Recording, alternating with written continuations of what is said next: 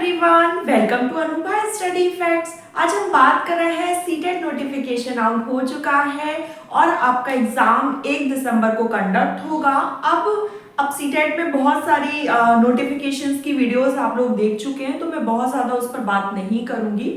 हम डायरेक्टली बात करते हैं कि अगर आप बिगनर्स हैं, आपने अभी शुरुआत की है, क्योंकि आप सभी को पता है कि सीटेट 2024 जो कि हमारा 1 दिसंबर में कंडक्ट होने वाला है, इसमें कोई भी बदलाव नहीं है। मतलब कोई भी नेगेटिव मार्किंग आपकी यहाँ पर नहीं होने वाली है, ठीक है। और 150 मार्क्स का है, 30 मार्क्स ईच सब्जेक्ट है। यहाँ पर मैं पेपर 1 की पहले बात कर लेती हूँ और आज इसी वीडियो में हम स्ट्रेटेजी पर थोड़ी सी बात कर लेंगे, फिर अलग से 45 डेज या 50 डेज की स्ट्रेटेजी मैं आप लोगों के साथ शेयर करूंगी। क्योंकि अगर हम आज से भी देखें तो लगभग 2.5 महीने हमारे पास हैं सीटेट की तैयारी के लिए, तो काफी अच्छा टाइम मिल रहा है। वैसे जिन लोगों ने 7 जुलाई को पेपर दिया था उनको पूरे 5 महीने मिले थे, लेकिन ठीक है, कोई बात नहीं, 2.5 महीने भी सफिशियंट। और अगर आपने मेरी सीटेट जर्नी वाली वीडियो देखी होगी तो उसमें मैंने बताया था कि मैंने खुद 2 महीने में अच्छे से तैयारी करके इसको क्वालिफाई किया था, और ये केवल एक क्वालिफाइंग टेस्ट है, तो इजीली आप इसे क्वालिफाई कर सकते हैं। इसमें एक चीज और आप लोग को याद रखनी है, देखो बहुत ज्यादा डिफिकल्ट नहीं होता ये एग्जाम, लेकिन इसका फिर भी जो वेटेज है या जो पासिंग मार्क्स जो 90 मार्क्स लाने रहते हैं, वो लोगों की क्यों नहीं आ पाती, क्योंकि इसको ना बहुत हल्के में ले लिया जाता है कि हम मैराथन सेशंस देकर क्लियर कर लेंगे, या ये केवल एक क्वालिफाइंग टेस्ट ही तो है। लेकिन अगर केवल ऐसा होता तो पेपर 1 और 2 दोनों को मिलाकर ओनली 16% ही स्टूडेंट्स क्यों पास हो रहे हैं, बाद बाकी के लोग और केवल 90 मार्क्स ही क्यों नहीं ला पा रहे हैं ना। तो ये थोड़ी सी आप लोगों को ध्यान देना है। अभी अच्छा खासा टाइम है, जितना जल्दी आप फॉर्म फिल कर सकते हैं तो आप फॉर्म फिल कर लीजिए। और जितना जल्दी एक बार फॉर्म फिल हो जाएगा तो क्या है, इसमें इन्होंने एक चीज और दी थी कि अगर संख्या बहुत ज्यादा होती है तो ये 30 नवंबर मतलब केवल एक दिन के लिए भी किसी शहर में, जिस पर्टिकुलर शहर में अगर कैंडिडेट्स की संख्या ज्यादा हो जाएगी तो ये 30 नवंबर को एग्जाम कंडक्ट कराएंगे। अदरवाइज आपका पेपर वैसे 1 दिसंबर को होने वाला है।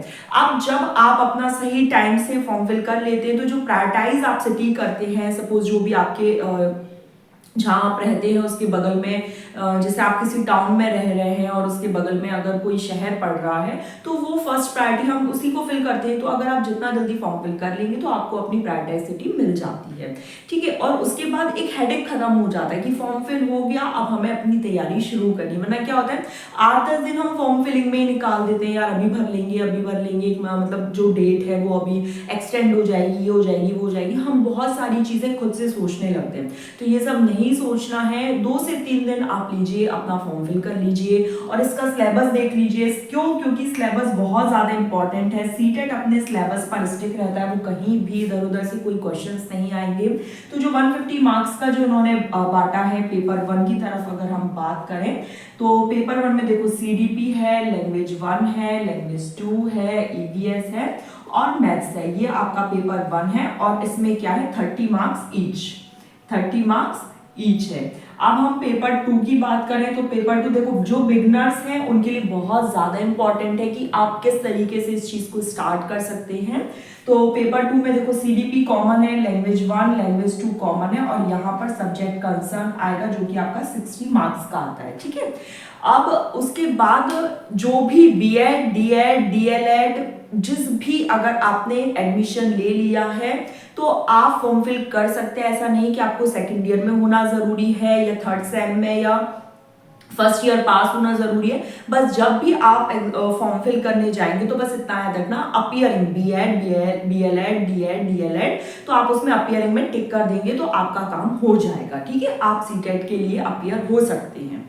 फिर उसके बाद एक चीज और याद रखनी है, नेगेटिव मार्किंग नहीं है, टाइम भी बहुत सफिशिएंट है, 150 क्वेश्चंस है, 150 ही मिनट्स मिल रहे हैं।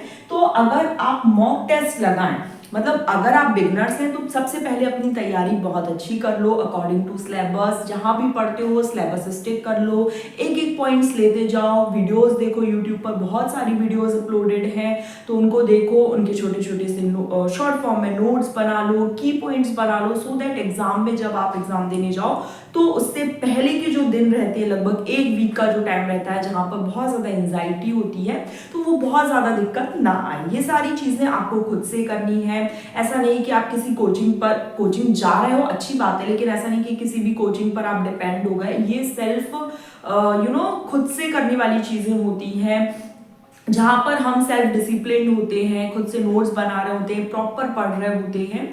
और उसके बाद एक चीज और याद रखनी है, अगर आप बिगनर नहीं है, आपने 7 जुलाई को जो अभी 2024 में पेपर हुआ था, किसी भी रीजन से अगर आप रह गए हैं, तो आपको ये चीज याद रखनी है कि उस टेस्ट का एनालिसिस करो, उस पेपर को दो। ऑफलाइन पेपर ये भी होना है, तो सबसे पहले ये ध्यान रखो कि अच्छा ऑफलाइन होना है तो हमें OMR फिल करना आना चाहिए, क्योंकि बहुत लोगों के पास टाइम कम पड़ जाता है OMR में।